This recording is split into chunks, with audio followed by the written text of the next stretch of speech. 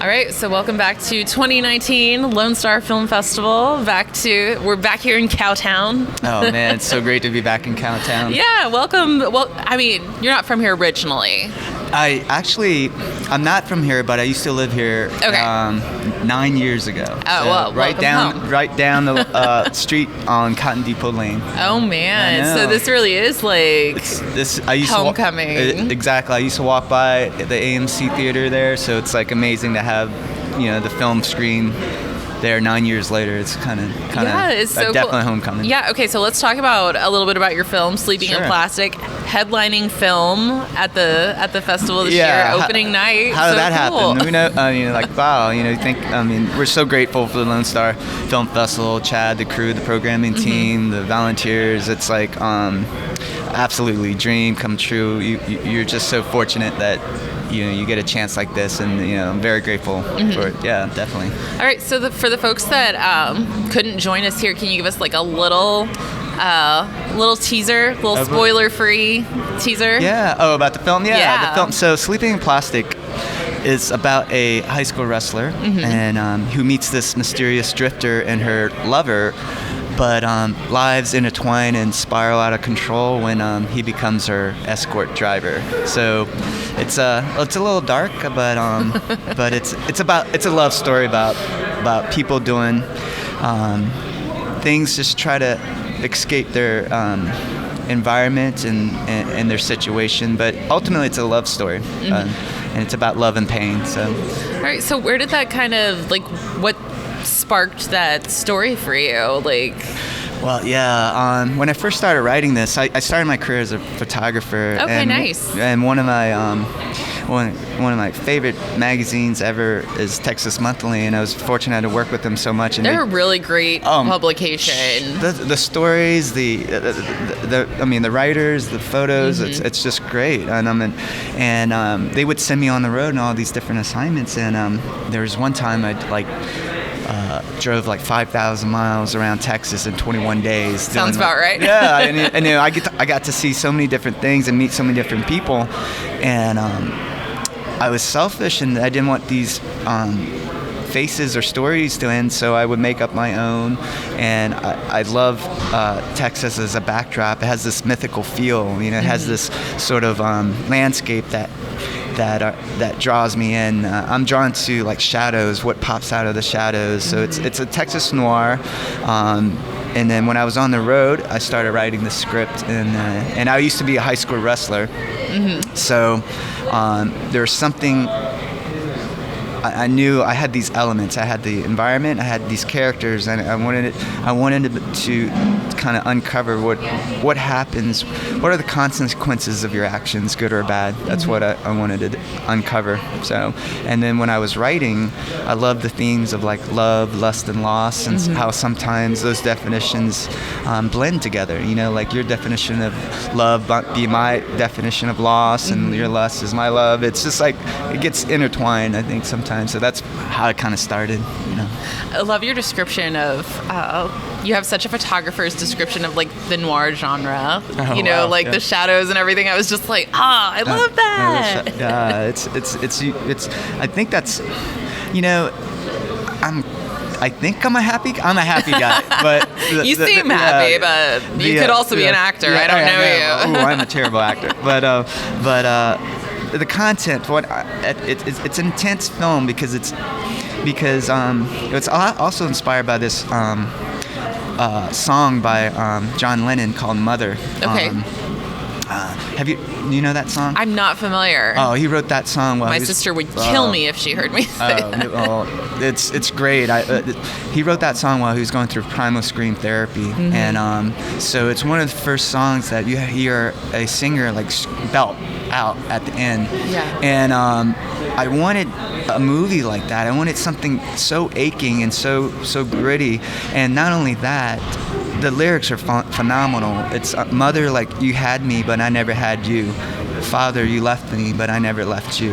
And I like to write in themes, and one of the themes in the film is about family. And I wanted to create something that left it unnerving like that, some aching. But it is love is what we're all searching for. So that's sort of how it all happened, Well, talk to me a little bit more about, the visual themes in the film. Like you said, coming from a photography background and also cinematography background, but you chose not to shoot this one yourself. We had a great cinematographer, Spencer, and when we got together, I had a visual book of visual things, and it's kind of weird. If you look at my old photography, my photography, it's similar to what it is, and Spencer brought such a great eye to that, and I was so confident in what we could bring, especially in shooting in such, in the shadows. It's hard, and then there's splashes of color that we wanted to do, and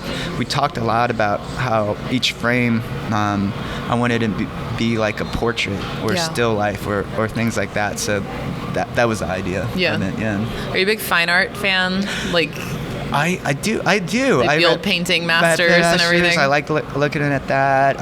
My wife is much better and would know all the things. I do. I get inspired by just seeing these things. I love listening to those different songs and just.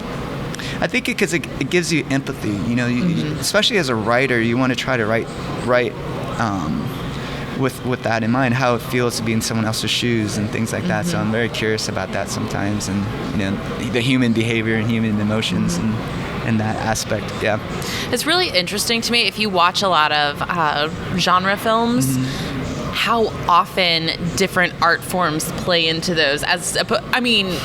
All film definitely is reliant on other art forms, but I feel like especially with genre films, you can really see those strong either musical or poetry influences or fine art influences. It's really cool to me to see that. Yeah, I think you're like, film is so great that you can try to draw from all sources of inspiration. Absolutely. So you kind of, especially with genre films and things of that nature, it maybe lends itself more to do that, versus like, a comedy where there's a straight structural or a different look, but I personally am drawn to that as well. So was it difficult? You have you're a director. You're really kind of a jack of all trades. You do so much. Was it difficult for you to let somebody else come in and shoot this when you're such an experienced photographer yourself? No. It was another area because you want to work with people that are better than you, and doing this, you want to free things up, and you want to create with others. I think it's like sometimes it is like being in a band. You want to play with others and then hopefully find magic that you can uncover that you never thought of before. And also like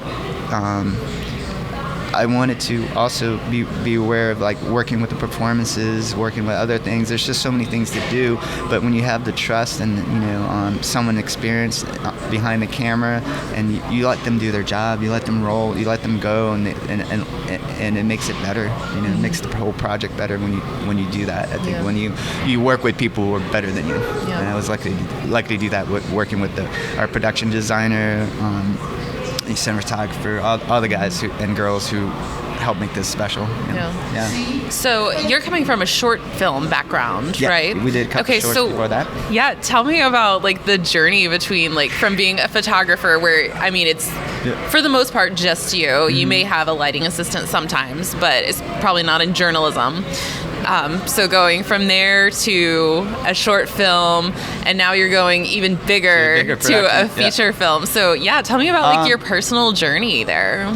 I think sometimes you're like, maybe I'm just delusional, and if I were thought it was going to be like that crazy, I would never thought I'll probably be paralyzed. But I think you just kind of keep going. You're like, oh my gosh, yeah, I did turn around and go, why are there so many people staring at me at the moment? But there's certain things that kept me afloat, which was I knew the story, and if ever I felt uncomfortable or I admit, hey, I'm the least experienced person on set, and I wanted that to be clear that I needed everyone's help, but I also have this, I know the story, and I wanted to play with all these other people who are much better. So going from like being a one-man band to working with others, I think it was a challenge, one, to get everyone to perform at their best, but it's also exciting because you're like, I am playing with and working with all these excellent artists and performers and craftsmen, so it was neat. Well, tell me about some of I always want to call it like the executive team, but that's misleading because executive producers are a thing. Yeah, the production. Production team. Okay. We work with Red Entertainment, Red Productions, that's based in Fort Worth, but they also have an office in Santa Monica. Red Sanders and Derek Brown. Kind of our hometown hero, dude. Yeah, he's hometown. Yeah, and I met them 3 years ago, and they loved the project, and they're from Texas, and I was like, I love people from Texas, and you guys are nice, and we just became very, very friendly. First thing they said was, let's help me make this the way you want it, protect the vision, and it was a great working relationship, both personally and professionally with them, and Red and Derek have been terrific throughout the whole process of backing a first-time feature director, of helping, we're learning from each other and bouncing ideas and pushing through, So it was very fortunate to be working with them. Yeah. So this is your first time to work with those producers, yes? Correct, yes. Okay, so how do you approach them? Producers that have worked in their own production house for quite some time now. And you're coming forward experienced, but in a different, different formats. Well, we were introduced to each other through our composer Curtis Heath. He's also from Fort Worth, and I've met Curtis years back, and he's done music for my short films. And when I was like, hey, I'm gonna do this, I have this project, this feature. And he was going to be the composer. Then he was like, hey, have you talked to Red and Red Productions? Because I've done some work with them. And so we were introduced to each other through Curtis, our composer. And I just love that whole Fort Worth connection, especially I was like, wow, I just used to live here, and now I get to work with, why are we in LA talking about Texas? It's funny, we should be there. Let's go to Texas and talk about LA. Yeah, exactly. Yeah, so that's how the sequence of steps happened. It was through these longer relationships that Curtis was kind enough to go, hey, introduce us, and they were drawn to the project, and they had known knew I was shooting for Texas Monthly. They liked the script, liked the mood reel and lookbook that I had, and things like that, and they wanted to be fortunately involved. Yeah. Okay, so for young filmmakers, aspiring filmmakers, can you tell us a little bit more about that? You mentioned like a lookbook and a mood reel and everything like that. So what does that mean for people that are starting work on their first films? Nowadays it's easier to, like, if you have an idea or vision or story, you could put together like a 2 or 3 minute video, especially if you know how to edit or cut, or find someone who can edit or cut a video, and show it. Use other clips of other existing work that shows the tone, the feel of what you're trying to make. A lot of people don't like to read. They don't read a 100-page script. Right. But what to get them is that you might put a deck together, a lookbook, like, hey, this is how the film will look like. These are the type of colors, or this is the theme. So then you try to get them interested to read the script, and then once they read the script, if they want to champion that, then you're on to something. So you step and repeat. You send that out to as many people as you can, and then hopefully one time someone will call you back and go, I really love this. And if they don't, keep going, keep sending it, until someone does. I remember Denzel Washington had a great quote. I remember it was like, if you stick around the barbershop long enough, you're going to get a haircut. So stick around the barbershop, keep going. Your time, we'll get there if you just stay around. I think that's it. Perseverance. So sending things out. Look at how other people have done it, and those are things I would recommend. I'm not anyone to give advice to. I'm trying to make it and work every day too. But if someone told me that, I think that might help me. Yeah. All right, so tell me about a little bit of your journey since you completed the film. So you guys premiered at Austin Film Festival just a couple weeks ago. We did, yes. And then you're headlining this festival. Yeah. So how do you kind of start that film festival circuit and make it work for you? It's like so we world premiered, we had international premiere, we were back here, and then we have another screening in Arizona in January. So you submit your film to a lot of film festivals. Sometimes you get in, sometimes you don't. And so you hope the programming team it resonates something and you keep in going. And so for me, during that process, it's like applying to college. You send out applications and hoping the school will take you. Yeah.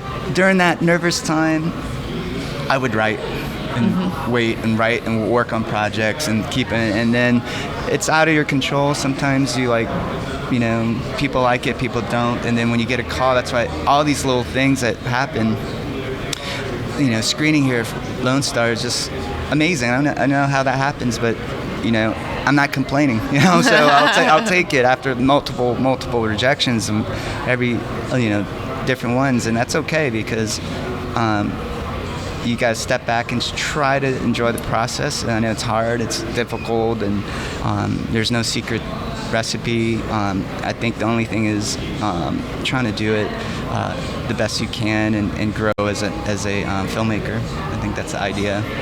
Yeah. So what is your next steps going to be after the festival circuit?